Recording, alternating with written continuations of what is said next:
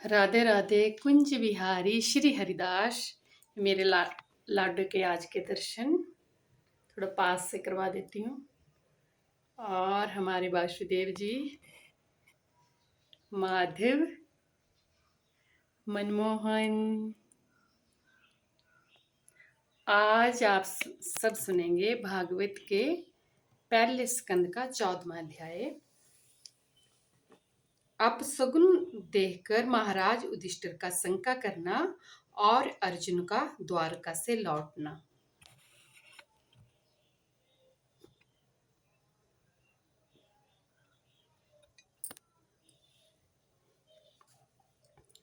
सब जनों से मिलने और पुण्य श्लोक भगवान श्री कृष्ण अब क्या करना चाहते हैं, ये जानने के लिए अर्जुन द्वारका गए हुए थे।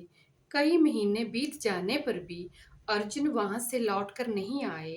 धर्मराज युधिष्ठिर को बड़े भयंकर अपशगुन दिखने लगे। उन्होंने देखा काल की गति बड़ी विकट हो गई है। जिसमें जो ऋतु होनी चाहिए उसमें वह नहीं होती और उनकी क्रियाएं भी उल्टी ही हो गई हैं। लोग बड़े क्रोधी, लोभी और असत्य परायण हो गए हैं। अपने जीवन निर्वाह के लिए लोग पापपूर्ण व्यापार करने लगे हैं। कली काल के आ जाने से लोगों का स्वभाव ही लोभ, दंभ आदि अधर्म से अभिभूत हो गया है और प्रकृति में भी अत्यंत अपशगुन होने लगे हैं।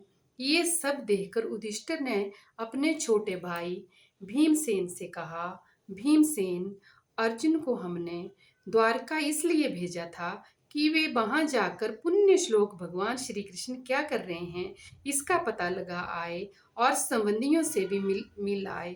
तब से 7 महीने बीत गए हैं, किंतु तुम्हारे छोटे भाई अभी तक नहीं लौटे। मैं ठीक ठाक से ये भी नहीं समझ पाता हूँ कि उनके न आने का क्या कारण है। कहीं देवऋषि नारद के द्वारा बतलाया हुआ वह समय तो नहीं आ पहुंचा है जिसमें भगवान श्री कृष्ण अपने लीला विग्रह का संवरण करना चाहते हैं।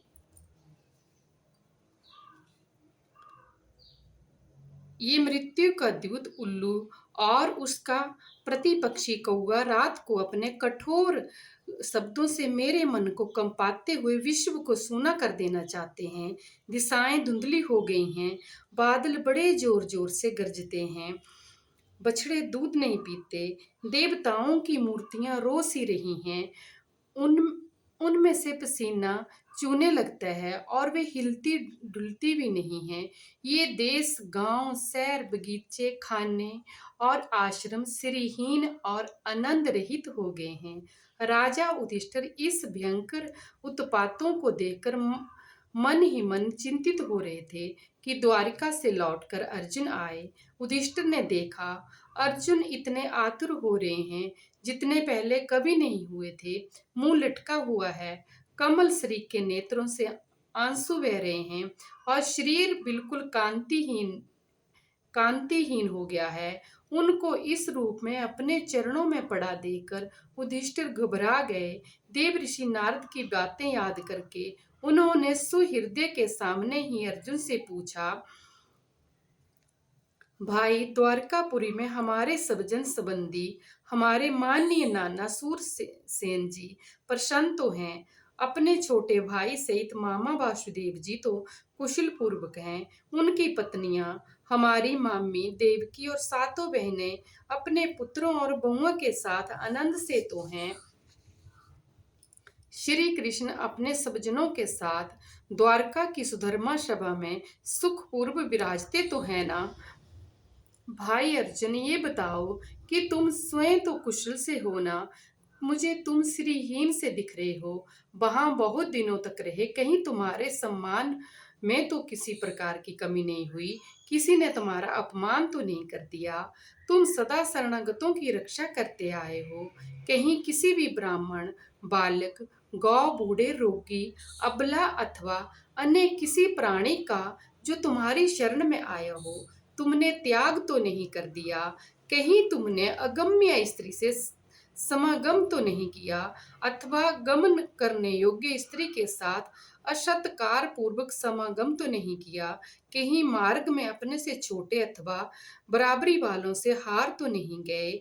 सुहृदय भगवान श्री कृष्ण से तुम रहित हो गए हो, इसी से अपने को शून्य मान रहे हो। इसके सिवा दूसरा कोई कारण नहीं हो सकता जिससे तुमको इतनी मानसिक पीड़ा हो। इसी के साथ हमारा ये 14वां अध्याय समाप्त होता है। राधे राधे। कुंज बिहारी श्री हरिदास।